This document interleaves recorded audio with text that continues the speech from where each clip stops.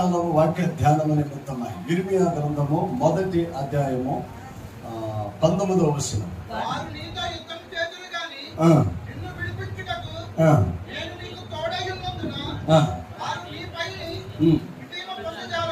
పరిశుద్ధాత్మ దేవ నాతో మాట్లాడమనంటే ఆయన మీతో నాతో మాట్లాడే దేవుడు మన దేవుడై ఉన్నాడు. ఇర్మియా దేవుడు ఏర్పాటు చేసుకున్న ప్రవక్త. ఆయన నివసించిన దేశము చిన్న దేశము. ఆయన పుట్టిన ఆ ప్రాంతము చాలా స్వల్పమైనది. ఆయనను తల్లి గర్భములోనే దేవుడు ఎన్నుకొని నిర్మించుకొని రాబోతున్న దినాలలో తనను ఎలా వాడుకోవాలో దేవాది దేవుడు ఇర్మియాతో మాట్లాడుతూ వచ్చాడు. ఎందుకు ఇర్మియాతో తల్లి గర్భంలోనే నిన్ను రూపించుకున్నాను అనే మాటను తెలియజేస్తున్నాడు అనంటే, అప్పటికున్న ప్రజలు, అప్పటికి పుట్టినవారు, అప్పుడు భూమి మీద సంచరిస్తున్న వారు, అప్పటికి భూమి మీద పుట్టిన వారిని దేవుడు ఎన్నుకోవాలని ఇష్టపడలేదు. ఏ అనంటే అప్పటికే, అందుకే దావీదు అంటాడు కదా, దేవా నేను పాపములో పుట్టాను, పాపములోనే నా తల్లిని గర్భము ధరించింది, నేను పాపిని అని మాట్లాడతాడు. అంటే ఇప్పుడు ఇర్మియాని ఆ ప్రజల విడుదల కోసం ఒక ప్రవక్తను ఎన్నుకోవాలి అని అంటే, ప్రియ దేవుని బిడ్డలారా, ఆయన పుట్టిన వాళ్ళను ఎన్నుకోవటానికి ఇష్టపడలేదు. ఎందుకంటే అప్పటికే భూమి మీద పుట్టిన ప్రజలందరూ కూడా ఒకవేళ కలుషితమైపోయారేమో, దేవుని ఏర్పాటుకి వారు యోగ్యంగా లేరేమో. దేవుని ప్రణాళిక ప్రియ దేవుని బిడ్డలారా వివిధ రీతులుగా ఒక్కొక్కరి పట్ల ఒక్కొక్క రకంగా ఉంటది. ఏ ఇద్దరిని ఒకేలాగా వాడుకోడు, ఏ ఇద్దరిని ఒకేలాగా దీవించడు, ఏ ఇద్దరిని ఒకే రకంగా వాడుకోడు. ప్రతి ఒక్కరిని భిన్నంగా వాడుకుంటాడు. ప్రియ దేవుని బిడ్డలారా, నీ జీవితంలో నీకు దేవుడు ఇచ్చిన ఆలోచనలు వేరుగా ఉంటాయి, మరొకరికి దేవుడిచ్చిన అభివృద్ధి వేరుగా ఉంటుంది. మనం ఎప్పుడు కూడా వేరే వాళ్ళతో పోల్చుకుంటాం. కానీ ప్రియ దేవుని బిడ్డలారా, దేవాది దేవుడు నిన్నుగా ఎన్నుకొని నీ పట్ల ఆయన చిత్తాన్ని నీలో నెరవేర్చాలని ఇష్టపడుతున్నాడు. దేవుడు అందం చూడడు, ఐశ్వర్యం చూడడు, బ్యాంక్ బ్యాలెన్స్ చూడడు, ఘనత చూడడు, వంశం చూడడు, జాతి చూడడు, దేశం చూడడు, వర్ణము వర్గము చూడడు. ఆయన చూసేది ప్రియ దేవుని బిడ్డలారా, దేవుని చిత్తానికి లోబడితే, దేవుని వాక్యాన్ని నీ జీవితంలో నెరవేర్చడానికి ఇష్టపడితే, ప్రియ దేవుని బిడ్డలారా, నువ్వు ఎలా ఉన్నా దేవుడు నిన్ను ఇష్టపడతాడు. మన పట్ల ఆయన ఉద్దేశాలు ప్రియ దేవుని బిడ్డల క్షేమకరంగా ఉంటాయి. మన పట్ల ఆయన ఉద్దేశాలు ఆశీర్వాదకరంగా ఉంటాయి. అందుకని ఎప్పుడు కూడా నేను తక్కువ, నా వల్ల కాదు అనే మాటను మనం ఎప్పుడు కూడా మాట్లాడకూడదు. దేవుని బిడ్డలారా, ఇక్కడ ఇర్మియా తల్లి గర్భంలోనే నిన్ను రూపించుకున్నానంటే, నేను బాలుడిని, నేను ఇది చేయలేను, నేను మాట్లాడలేను. వెళ్ళమన్నప్పుడు వెళ్ళాలి. దేవుడే ప్రియ దేవుని బిడ్డలారా, మనకి కావలసిన ఏర్పాట్లు అన్నిటినీ ఆయన చేస్తాడు. నా వల్ల కాదు అని అంటానికి వీల్లేదు. దేవుడే మనకి సత్కరిస్తాడు, దేవుడే పోషిస్తాడు, దేవుడే ఆదరిస్తాడు, దేవుడే ఆశీర్వదిస్తాడు. ప్రవక్త పరిచర్యలు భిన్నంగా ఉంటాయి. ఇర్మియాను ఎన్నుకొని ఎక్కడంటే తల్లి గర్భంలో నుంచే, నేను అదే చెప్పాను కదా, ఎన్నుకొని ఈ భూమి మీదకు పంపించాడు. అంటే ఇర్మియా పుట్టుకకు ముందే ఆయన ఒక పర్పస్ దేవుడు ఉంచాడు, ఒక దర్శనాన్ని ఇచ్చి ఈ భూమి మీదకు పంపించాడు. ప్రవక్తల పరిచర్య అద్భుతంగా ఉంటది. మీకు ఇంకా అర్థం కావాలి అంటే, దేవుని సేవలో ఉన్న వ్యక్తి ప్రియ దేవుని బిడ్డలారా తన చిత్తానుసారంగా నడుచుకోకూడదు, సంఘము చిత్తానుసారంగా నడుచుకోకూడదు, ఒక విశ్వాసి చెప్పినట్లుగా నడుచుకోకూడదు.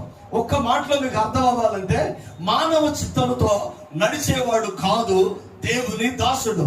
మరి ఎలాగంటే దేవుని ఆలోచన బట్టి, దేవుడిచ్చిన అభిషేకమును బట్టి, దేవుడిచ్చిన దర్శనమును బట్టి, దేవుడిచ్చిన ప్రవచనాలు మనుషుల దగ్గరికి చేరవేసేవాడు దేవుని యొక్క ప్రతినిధి దైవ సేవకుడు అయి ఉన్నాడు. ఎప్పుడు కూడా మీరు చూడండి, దేవుని పనిలో చెప్పింది చెప్పినట్టుగా చేసుకుంటూ వెళ్ళిన వారి జీవితాలు వేరుగా ఉన్నాయి. సాకులు చెప్పి తప్పించుకున్న వాళ్ళ జీవితాలు వేరుగా ఉంటాయి. బైబిల్లో ఒక రాజు దగ్గరికి వెళ్ళి, ఈ దేశం మీదకి శ్రమ రాబోతుంది, శత్రువులు ఈ దేశాన్ని దోచుకుంటారు, దేవాలయం కూల్చివేయబడింది, శ్రమ వస్తుంది, కరువు వస్తుంది, వేదన వస్తుంది అని చెప్పేసి రాజు దగ్గరికి వెళ్ళి మాట్లాడాలి అంటే అది మనిషి ధైర్యం చాలదు, మనిషి జ్ఞానం చాలదు, మనుషుడు చెప్తే అదేమి జరగదు. కానీ దేవుడు మాట్లాడుతున్నాడు, నువ్వు వెళ్ళు, నువ్వు వెళ్ళు. ఇక్కడ చూడండి 17వ వచనంలో, కాబట్టి నీవు నడుము కట్టుకొని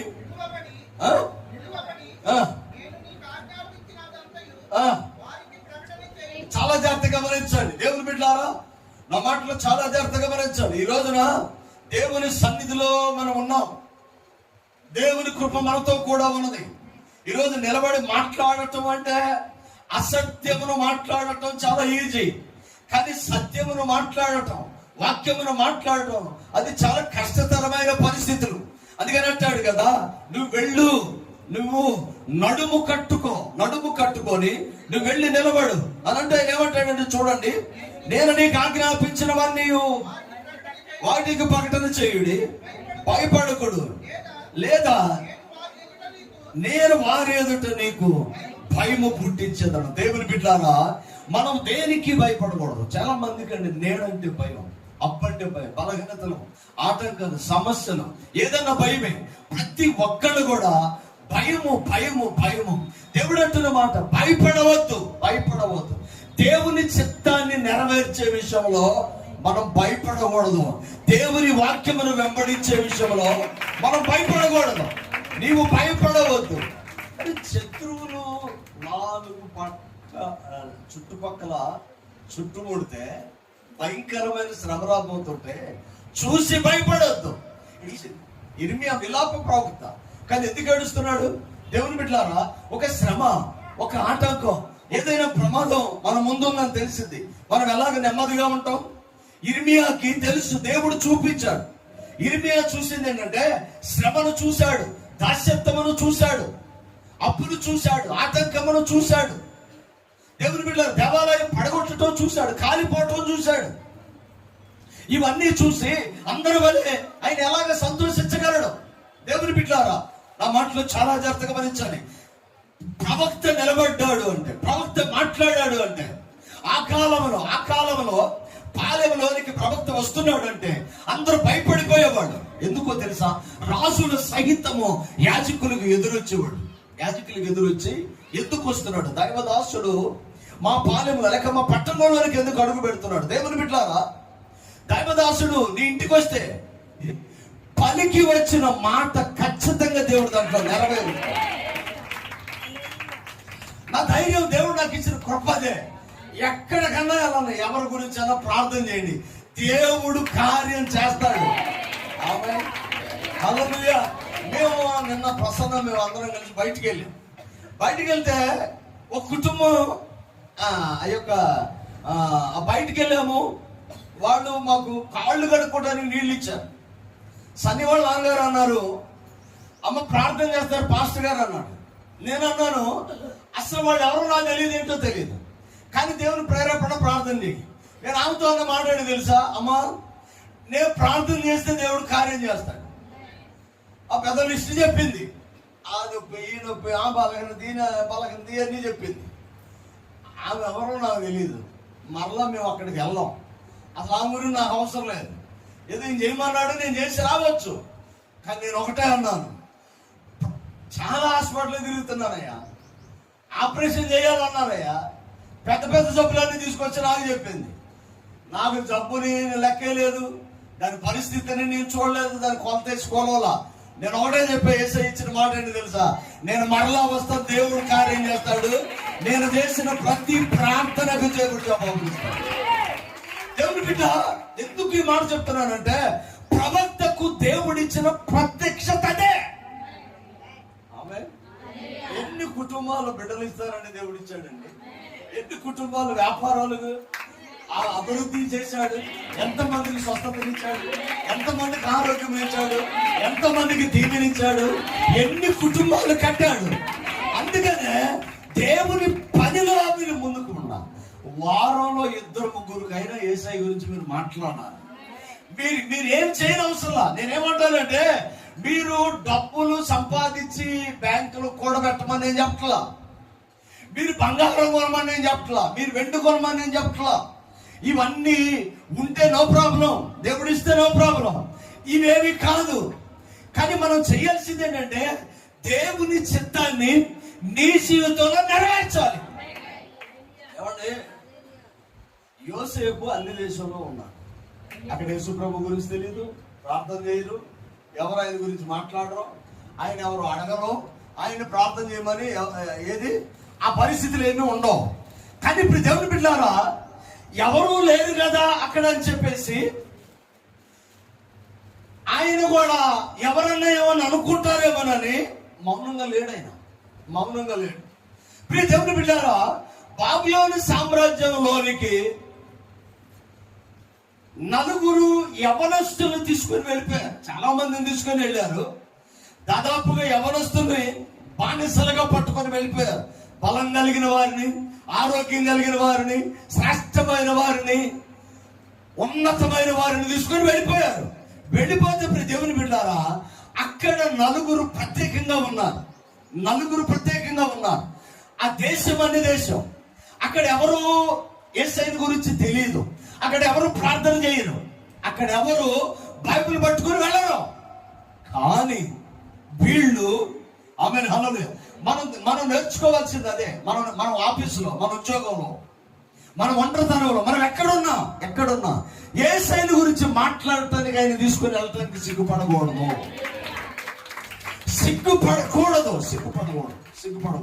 దేవుని బిడ్డలారా, అక్కడికి వెళ్ళి అక్కడ కూడా దేవునిని మహిమపరుస్తున్నారు. మేము అన్య దేవతలకు మొక్కము, రాజు ప్రతిమకు మేము మొక్కము. కొంతమంది రహస్యంగా మెయింటైన్ అవ్వాలని చూస్తారు.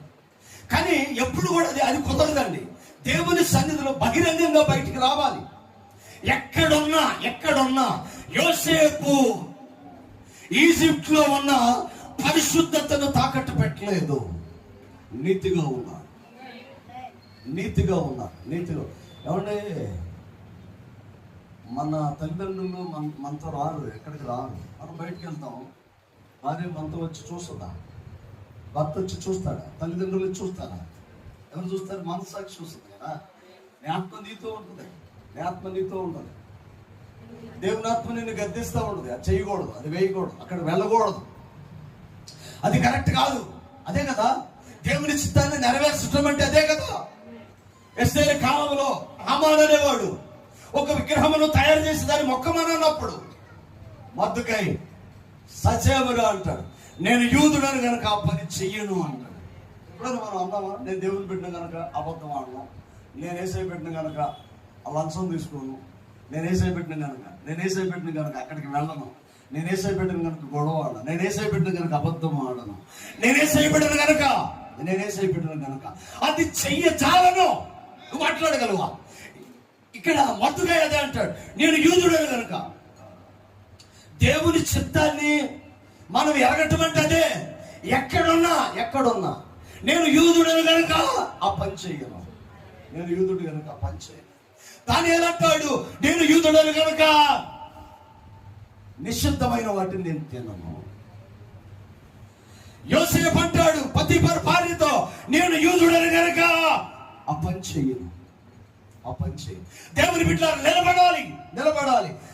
అవకాశం వచ్చినప్పుడు, సాక్ష్యంగా నిలబడాల్సి వచ్చినప్పుడు, దేవుని సన్నిధిలో పరిశుద్ధంగా ఉండవలసి వచ్చినప్పుడు, నేను కొన్నిసార్లు అదే చెప్తాను, మీరు మాట్లాడండి, నోరు తెలిసి మాట్లాడండి.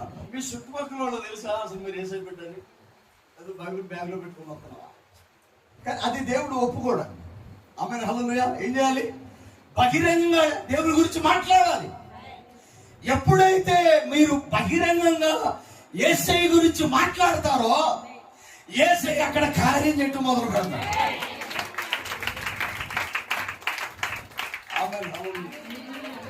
ఇప్పుడు నేను ఎప్పుడు కూడా అదే చెప్తాను, యేసయ్య ఆరోగ్యం ఇస్తాడు, యేసయ్య స్వస్థత ఇస్తాడు, యేసయ్య దీవెన ఇస్తాడు, యేసయ్య ఆశీర్వదిస్తాడు. నా యేసయ్య గొప్పవాడు. ఎవరు గొప్పవాడు?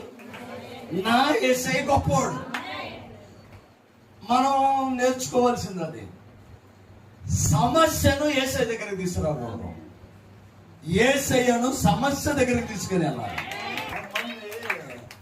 దేవుని దగ్గరికి వచ్చి నాతో మాట్లాడతారయ్యా, అసలు ఆ సమస్య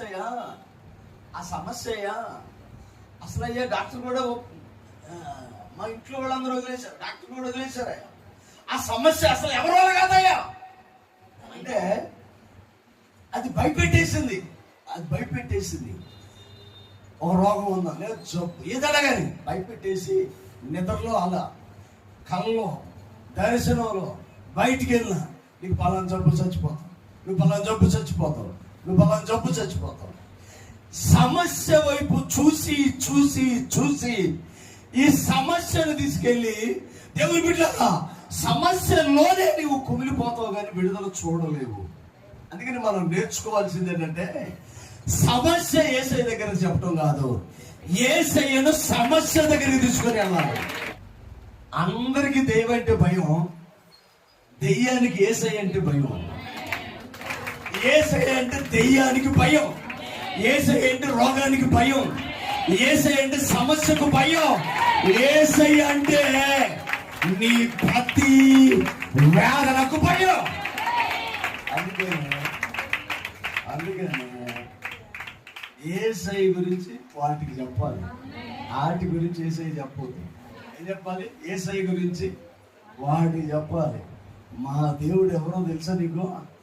నువ్వు మాట్లాడు, నువ్వు చెప్పు, నువ్వు చెబితే కార్యం జరిగింది, నువ్వు మాట్లాడితే కార్యం. దేవుని బిడ్డలారా నా మాటలు చాలా జాగ్రత్తగా గమనించాను. నేను ఈ వాక్యంలో మాటలు దేవుని యొక్క వాగ్దానాలు ఉన్నాయి, దేవుని ప్రవచనాలు ఉన్నాయి, దేవుని స్వస్థత ఉన్నాయి, దైవికమైన ఆశీర్వాదాలు ఉన్నాయి. ఇది ఈల్నామా అని చెప్పొచ్చు, ఇది సంపదల గని, ఇది ఒక మల్టిపుల్ హాస్పిటల్. ఏ జబ్బైనా ఇక్కడ తగ్గిపోయింది. కానీ దీన్ని వాడుకోకుండా ఇప్పుడు ఒక్కొక్కరికి ఒక్కొక్క పరిస్థితులు ఉన్నాయి, ఇంట్లో జబ్బులు ఉన్నాయి, ఆటంకాలు, సమస్యలు ఉన్నాయి. అని యేసయ్య ఉంటే ఆమె అన్నిటికీ సరిపోయిన వాడు, అన్ని నమ్మదగిన వాడు, అన్నిటినీ చేయగలిగిన వాడు, అన్నిటినీ ఇవ్వగలిగిన వాడు. అది ఇప్పుడు దేవుని బిడ్డలారా సమస్య ఏదైనా పరిష్కారం యేసయ్య దగ్గరే. ఈ బైబిల్లో సకల ఆశీర్వాదాలు బైబిల్లో ఉన్నాయి. ఎందుకు చెప్తున్నాడు? మనం టాబ్లెట్లు ఉన్నాయి, వాడుకోకుండా ఉంటే జబ్బు పోదు, ఏమైపోతాం? జబ్బు పడి చనిపోతాం. వాక్యము సర్వకృపానిది, అన్ని నిధులు ఇందులో ఉన్నాయి. దీన్ని వాడకుండా ఉంటే ఏ కార్యాలు జరగదు. అంటే కొంతమంది హాస్పిటల్కి వెళ్ళేటప్పుడు బైబిల్ గుర్తొస్తుంది, దాన్ని తీసుకుని వెళ్ళి తల కింద పెట్టుకుంటారు. ఎక్కడికన్నా బైబిల్ మర్చిపోతారు కానీ హాస్పిటల్కి వెళ్ళేటప్పుడు మర్చిపోతారు. అవునా? ఎక్కడికన్నా బైబిల్ మర్చిపోతారు కానీ హాస్పిటల్కి వెళ్ళేటప్పుడు మాత్రం బైబిల్ తీసుకుని వెళ్ళాల్సిందే. అంటే ఏమో ఆమె తెలియదు. ఎక్కడికన్నా ఎవరినన్నా చూడండి, ఎక్కడికైనా బైబిల్ మర్చిపోతారు కానీ హాస్పిటల్లో ఖచ్చితంగా బయటకు తల కింద బైబిల్ ఉండదు. అంటే తల కింద పెట్టుకోవడం ఉపయోగం ఏమి ఉండదు. ఇది లోగో. మా సారు అదే అనేవాడు, ఈ బైబిల్ని ఇట్లా పడేసి అసలు దీంట్లో ఏ శక్తి లేదు, ఇది దీనివల్ల ఏ ఉపయోగం లేదని. ఏంటి పరిశుద్ధ గ్రంథం, నీతి కలిగిన గ్రంథం, దేవుని మాటలు దాంట్లో ఉన్నాయి. అసలు అది బైబిల్ ఇంట్లో ఉంటే ఇంట్లో కిటికీలో ఉన్న బలమే, మంచం కింద ఉన్న బలమే, ఏది పరుపులో ఉన్న బలమే, తల కింద ఉన్న బలమే. అసలు బైబిల్ పట్టుకెళ్తమే ఆశీర్వాదం. అసలు బైబిల్ ఇదేంటి ఈయన ఎట్లా అంటాడు అనుకున్నా. మా సార్ ఆయన ఈయన ఎట్లా అంటాడు ఏంటి అనుకున్నా. అప్పుడు ఆయన అన్నది ఏంటంటే అబ్బాయి ఎన్నో జాగ్రత్తగానే ఉంది, ఇందులో ఏ బలం లేదు. ఇది తెల్ల పేపర్ల మీద నల్లక్షరాలు నిర్జీవంగా ఉన్న ఈ వాక్యాన్ని చదవాలంట. ఆమె నీ నోట్లోనికి తీసుకోవాలి. ఆమె మా గ్రామంలో ఒక పెద్దవాడు ఉండేది. ఆమెకు చదువు రాదు. మమ్మల్ని పిలిపించుకొని చదివించుకునేది. విడివిడి అక్షరాలు మేము చదివితే వాటిని కలుపుకొని ఆ మీనింగ్ చెప్పుకునేదాము.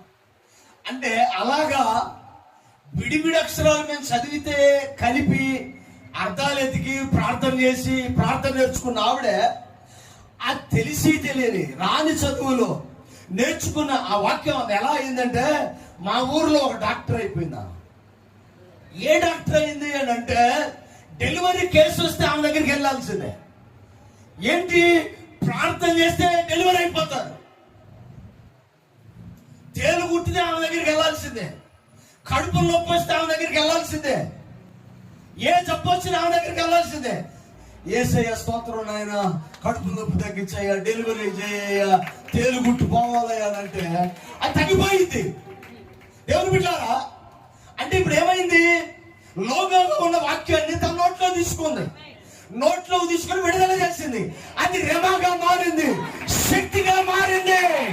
ఎక్కడైతే సమస్య ఉందో అక్కడ పనిచేస్తుంది. ఇది మనం చెయ్యకపోతే నీ బైబిల్, నీ ఇంట్లో 100 బైబిల్ ఉన్నా ఉపయోగమే ఉండదు. అందుకని ఏం చేయాలంటే, దేవుడు నన్ను దీవిస్తాడు. ఇది మొదలుకొని నా విధులను కట్టడం అనుసరించి మీరు నడిచిన ఎడలా నేను మిమ్మల్ని స్వస్థపరుస్తాను. ఇది మొదలుకొని నా విధులు మీకు కట్టడం అనుసరించి మీరు నడిచిన ఎడలా మీలో పేదలు ఉండరు. ఇది మొదలుకొని నా విధులను కట్టడం అనుసరించి మీరు నడిచిన ఎడలా మీరు తలగా ఉంటారు. దేవుని బిడ్డారా, వాగ్దానాలను నమ్మి వాగ్దానాలను పట్టుకొని ఎత్తిపట్టు ప్రార్థన చేసిన ప్రతి వారి జీవితాన్ని ఆశీర్వాదకరంగానే మారుస్తారు.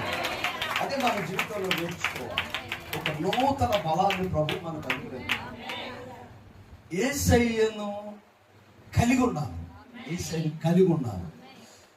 కట్టుటకు, నాటుటకు, పెళ్ళగించుటకు, పడదొయ్యగొట్టుటకు నేను ఎన్నుకున్నాను అంటే మనం అదే చేయగలగాలి. నువ్వు దేవుని ముందు పెట్టుకుని వెళితే నీ కుటుంబం కట్టబడింది. నీవు దేవుని ముందు పెట్టుకుని వెళితే నీ వ్యాపారం కట్టబడింది. నీవు దేవుని ముందు పెట్టుకుని వెళితే నీ బిడ్డలు కట్టబడతారు.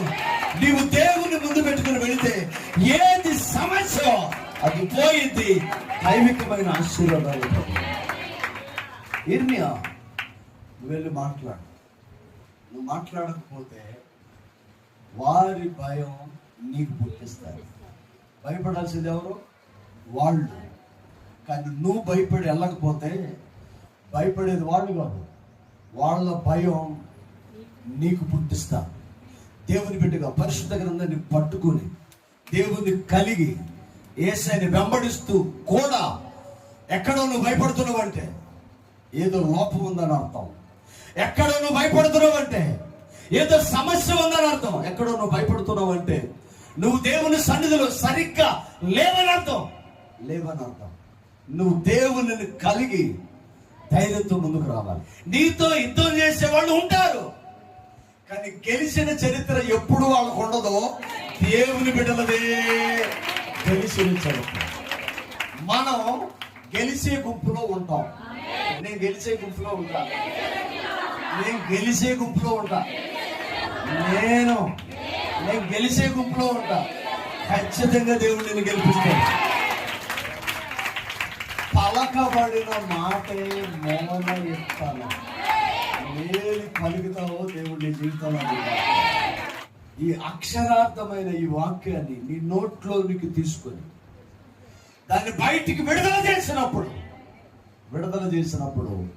అద్భుతాలను చూస్తావు. బైబిల్ కలిగి ఉండటం కాదు, బైబిల్లో ఏదుందో నీకు తెలియాలి. ఏది కావాలో నువ్వు చదవాలి, దాన్ని బయటికి విడుదల చేయాలి. దేవుడు అద్భుతాలు దేవుడు చేస్తాడు. దేవుని బిడ్డలారా, విశ్వాసంతో మనం నిలబడాలి. అదే ఇర్మియాతో అంటాడు, వాళ్ళు నీపైన యుద్ధము చేస్తారు కానీ వాళ్ళు గెలవరు అని అంటారు. మనం చేయవలసిన పని అది కొంతమంది భయపెడతానికి చూస్తారు మనం. చూడండి 2:6 నేను ముగిస్తున్నాను. ఐగుప్తు దేశంలో నుంచి మమ్మల్ని రప్పించిన యెహోవా ఎక్కడున్నాడని అరణ్యంలో ఎడారులు గోతులు గల దేశంలో అనావృష్టియు గాఢాంధకారము కలిగి ఎవరును సంచారమైనను నివాసమైనను చేయని దేశంలో మమ్మల్ని నడిపించిన యెహోవా ఎక్కడ ఉన్నారని జనులు అడుగుటలేదు. అంటే ఏనంటే కొంచెం కొద్ది కరెక్ట్గా అర్థం కావాలి. దేవుడు ఎడారిలో పడేశాడా మనల్ని? ఇల్లు లేని ప్లేస్లో పడేశాడా? ఒంటరిగా పడేశాడా? Government hospital దిక్కులేనులా పడేశాడా? సమృద్ధి లేకుండా పడేశాడా? ఆహారం లేకుండా పడేశాడా? ఇవేవి ఇవ్వలేదు, ఇవేవి చేయలేదు కదా. నువ్వు ఎక్కడున్నావు? ఆమెను హల్లెలూయా. నువ్వెక్కడున్నావు? నీటి కాలవ ఏరన నాటబడి ఉన్నావు. అదే అంటాడు, మీరు కట్టని ఇల్లు మీకు ఇస్తాను. ఈ ఇల్లు మనం కట్టామండి. ఈ స్థలం మనం కొన్నామా? ఈ ఇల్లు మనం కట్టామా? కానీ దేవుడు వాగ్దానం ఏంటి? మీరు కట్టని ఇల్లు మీకు ఇస్తా, కట్టని పొయ్యి మీకు ఇస్తా. వంటగది మీరు కట్టారా? వంటగది కూడా వాళ్ళే కట్టారు. పండించని పంట మీకు ఇస్తా, ఆహారం ఇస్తా. వెళ్ళి పొలంలోకి వెళ్ళి వ్యవసాయం చేసి విత్తనం వేసి తీసుకొచ్చి పండించి దంచి వండుకొని తింటున్నావా? నువ్వు తినే గోంగూర ఎవరు పండించారు నీకు తెలుసా? నీ మిరపకాయలు ఎవరు పండించారు నీకు తెలియదు. నీ పాలు ఏది ఇచ్చిందో నీకు తెలీదు. దేవుని సన్నిధిలో మనం ఉన్నప్పుడు, ఆయన కృప కింద మనం ఉన్నప్పుడు మనం దేనికి భయపడదు. నువ్వు భయపడ్డావా? అపవాది తెలిసింది, నువ్వు ఓడిపోయావు. ఇక నిగ్నేత అంటాడు, నువ్వు వెళ్ళి మాట్లాడు. నువ్వు భయపడితే వారి భయం నీ మీదకి వస్తుంది. లోకానికి భయం ఉందండి, సమస్య ఆటంకాలు ఉన్నాయి, మనకి ఉన్నాయి, కానీ మనకు పరిష్కారం ఉంది, వాళ్ళకు లేదు. పరిష్కారం దొరికి కూడా నువ్వు ఎందుకు భయపడతావు? భయపడకూడదు కదా. నా యేసయ్య ఉన్నాడు, ఆయన అప్పు తీరుస్తాడు, బిడ్డను దీవిస్తాడు, ఆశీర్వదిస్తాడు, మేలు చేస్తాడు, అభివృద్ధి పరుస్తాడు. యేసయ్యతో ఉంటే నీ సామర్థ్యం కాదు, ఆయన కృపను బట్టి దేవుడికి దిగుతాడు. అందుకే నువ్వు భయపడవద్దు. భయం ఎవరు పడాలి? లోకం భయపడాలి, నువ్వు ధైర్యంగా ఉండాలి. నువ్వు భయపడితే వారి భయము నీ మీదకు వస్తుంది. విశ్వాసంతో మనం నిలబడాలి దేవుని మీద. ఎందుకు ప్రభువును కలిగి నేనంతా ఎలాగో ఉంటాను, నా పరిస్థితి ఏంటి, నేను అలా ఎప్పుడు కూడా మనం మాట్లాడడం. యేసయ్యతో క్లియర్గా ఉండాలి. నా జీవితాన్ని సరిచేయగలిగిన వాడు ఆయన. విశ్వాసంతో మనం ఎప్పుడైతే కడతామో అద్భుతమైన కాపులాలు ఇస్తాం. ఒక్కసారి నేను ముగిస్తాను. కిందకి రండి, అక్కడ కిందకి రండి. 7 నుంచి చూడండి. దాని ఫలములను, శ్రేష్ఠ ఫలములను తినునట్లు నేను ఫలవంతమైన దేశంలోనికి మిమ్మల్ని రప్పింపగా మీరు ప్రవేశించి నా దేశంలో అపవిత్రపరిచి నా స్వాస్యమును హైమనిదిగా చేసిరి. ఇక్కడ అదే అంటాడు కదా. మీరు దేవుని బిడ్డలారా, యెహోవా ఎక్కడ ఉన్నాడని యాజకులు అంటున్నారు. ధర్మశాస్త్ర ఉపదేశకులు నన్ను ఎరగలేదు, ఏలికలు నా మీద తిరుగుబాటు చేయుదురు, ప్రవక్తలు బయలు పేరట ప్రవచనాలు చెప్తున్నారు, నిష్ప్రయోజనమైన వాటిని అనుసరిస్తున్నారు. యాజకులు, నాయకులు, ధర్మశాస్త్రోపదేశకులు, ప్రవక్తలు దారి తప్పిపోయారు. ఇర్మియా, అందుకే నిన్ను తల్లి గర్భములో నుంచే నేను ఎన్నుకున్నాను. దేవుని బిడ్డ, ఆయన ఎన్నికలో నీవు, ఆయన నిన్ను ఎన్నుకున్నాడు. నువ్వు నిలబడు, నీ జీవితాన్ని ఆశీర్వాదకరంగా మార్చుకో. తలవంచండి. ప్రార్థన. నమ్మకమైన దేవ, సత్యస్వరూపి, కృప సమృద్ధిని ఇచ్చేవాడా, నీకు మహిమ. ఈ సమయాన్ని బట్టి నాయన నిన్ను స్తుతిస్తూ ఉన్నాను దేవా. లోకము, దాని శక్తి, దాని ప్రభావాన్ని చూసి మేమెక్కడైనా బలహీనం అయిపోతున్నామేమో, నీ కృప మాతో కూడా వచ్చాడు. నీ వాక్యపు వెలుగులో నీ విశ్వాసమును ప్రసురుపరుస్తూ నిన్ను నమ్మకంగా వెంబడించే కృపను దయచేయి. ఇర్మియాను నీవు ఎన్నుకున్నావు, రాజుల ముందర నిలబెట్టావు. దేవా, మా కుటుంబం, మా బిడ్డలు, సంఘమును నీ చేతిలో అప్పగిస్తున్నాను. ఉన్నతమైన కృపను ఇక్కడ ఉన్న వారందరికీ అనుగ్రహించు. ఈ ఉదయం ఈ వాక్యం ఎవరైతే వింటున్నారో వారందరినీ మీరు పేరు పేరున దీవించమని, వారి వ్యాపారాలు, వారి కుటుంబాలు, వారి బిడ్డలు, వారికి కలిగిన సమస్తమును ఆశీర్వాదకరంగా మార్చమని యేసు శ్రేష్ఠ నామమున అడిగి వేడుకొలుచున్నాము తండ్రి. ఆమేన్.